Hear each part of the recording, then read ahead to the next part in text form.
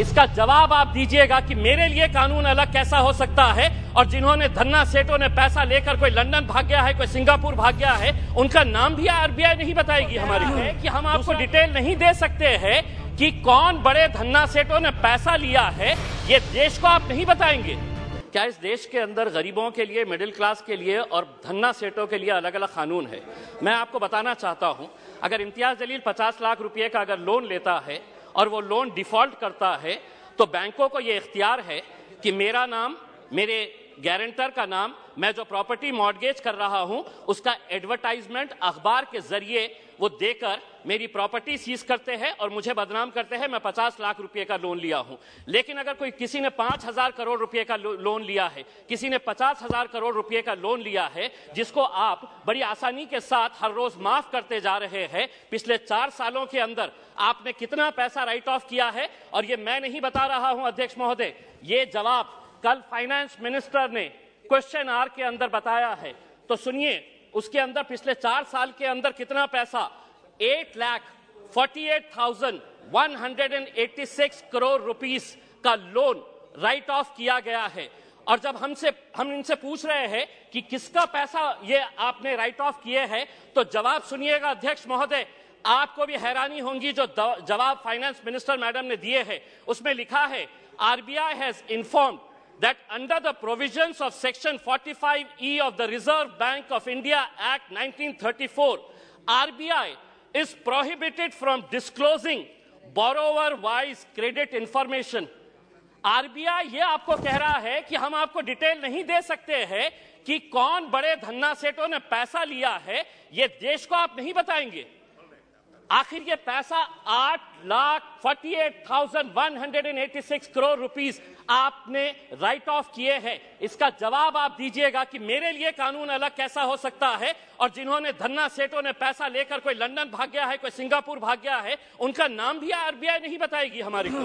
दूसरा ये है कि मैं अभी सुन रहा था जगदम्बिका पाल साहब को। पाल साहब सुनिए, आप किसानों के बारे में कह रहे थे, मैं जिस क्षेत्र से आता हूं, देश का एक छोटा सा एक शहर है, उस क्षेत्र के अंदर, महाराष्ट्र के अंदर मराठवाड़ा एक छोटा सा क्षेत्र है, उस क्षेत्र के अंदर जनवरी से लेकर नवंबर 2022 तक महज 11 महीनों के अंदर 940 किसानों ने आत्महत्या की है। मैं देश की बात नहीं कर रहा हूं, मैं सिर्फ मराठवाड़ा एक जो देश का एक छोटा सा हिस्सा है, कहीं ना कहीं आपकी कुछ नीतियां गलत हो रही है अध्यक्ष महोदय, कहीं ना कहीं आपकी नीतियां गलत हो रही है, वरना इन किसानों की मौत को आपने सिर्फ एक आंकड़ा बनाकर रख दिए हैं। 940 किसान अगर सिर्फ एक क्षेत्र से मर रहे हैं और ये कहते हैं कि नहीं हमने किसानों के लिए इतना किया है, तो क्या वजह है कि आज किसान अपनी जान दे रहा है? आप ये कहते हैं कि प्रधानमंत्री उज्ज्वला गैस स्कीम के अंडर में आपने 10 करोड़ लोगों को दे दिए हैं। आप ये आंकड़ा बताइए, कितने ऐसे गरीब लोग जो पहले हम भी मानते हैं, हम भी खुश हुए थे, हमने भी स्वागत किए थे कि ये लोग जब अलग अलग तरीके से गैस की जगह पहले लकड़ी के ऊपर, कोयले के ऊपर है तो अपना खाना बनाते थे, आपने गैस दिए, लेकिन कितने लोग अब दोबारा रिफिल करने के लिए जाते हैं? क्या यह सच्चाई नहीं है कि पिछले 7 सालों के अंदर, 7 साल पहले गैस के सिलेंडर का रेट 450 रुपये था, आज आपने उसको 1080 रुपये किए हैं, और ये उम्मीद कर रहे हैं कि आप जितना पैसा एडवर्टाइजमेंट के ऊपर लगा रहे हैं कि प्रधानमंत्री उज्ज्वला योजना के ऊपर, वही पैसा अगर आप दे देंगे तो शायद इन गरीबों को फायदा होगा। अनएम्प्लॉयमेंट, आज बेरोजगार, ये आंकड़ा मैं नहीं बता रहा हूं, कोई मनगढ़ंत आंकड़े नहीं बता रहा हूं, centre for monitoring Indian economy, इनके आंकड़े आए हैं। तो सुनिए फाइनेंस मिनिस्टर साहब, अनएम्प्लॉयमेंट रेट इन इंडिया अभी 8% के ऊपर आया है। 3 महीने का सबसे ज्यादा का आंकड़ा जो है वो अभी आया है। अध्यक्ष महोदय, हो सकता है आपके पास भी एक EPS 95 की एक स्कीम है। बुजुर्ग लोग, ऐसे बूढ़े लोग, और मैं फाइनेंस मिनिस्टर साहब को यह बताना चाहता हूं कि इनके पास भी सर 65 लाख ऐसे पेंशनर्स हैं जिनको पेंशन कितनी दी जा रही है, 250 रुपये, 500 रुपये। फाइनेंस मिनिस्टर साहब से मैं इसलिए मुखातिब हो रहा हूं कि ये मेरे शहर से आते हैं। अगर देश के फाइनेंस मिनिस्टर साहब, मैं आपको कहता हूं, लीजिए एक नाम भी नोट करिएगा, सुलोचना गडप्पा, 70 साल की महिला है, औरंगाबाद में रहती है।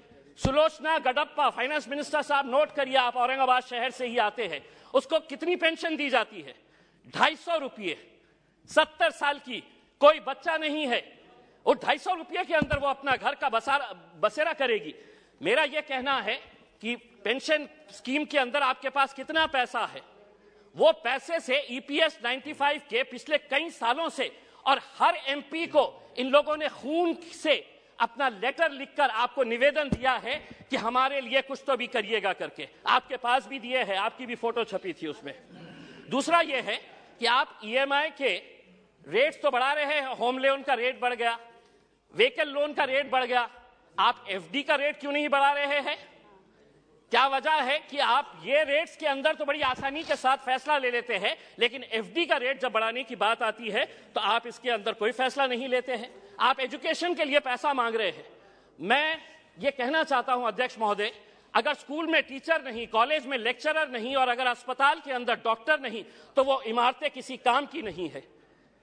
अगर वहां पर अगर आपके पास फैकल्टीज नहीं है, और ये भी मैं मनगढ़ंत नहीं बता रहा हूं, आप ही ने जवाब दिया है, सरकार ने लिखित में जवाब दिया है, यूनिवर्सिटीज के अंदर, सेंट्रल यूनिवर्सिटीज के अंदर प्रोफेसर्स कितनी, अध्यक्ष महोदय, प्रोफेसर्स की कितनी वैकेंसी है?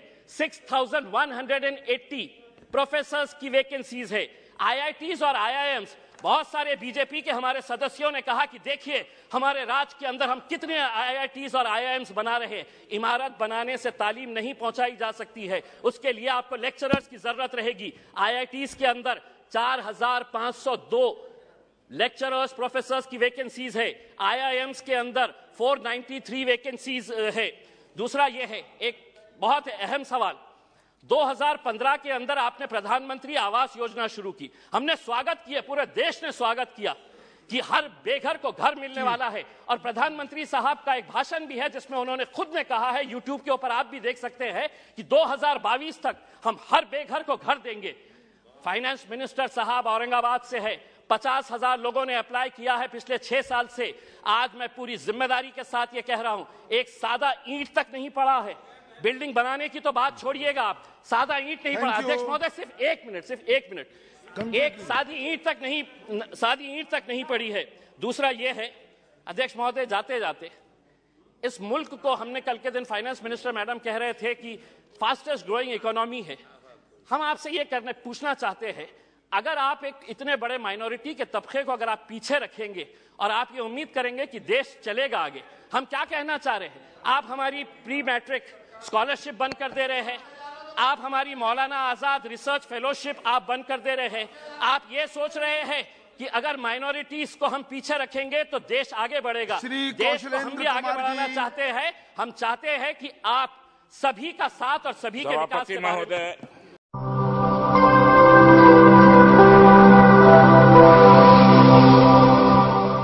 जन ज्वार जनता की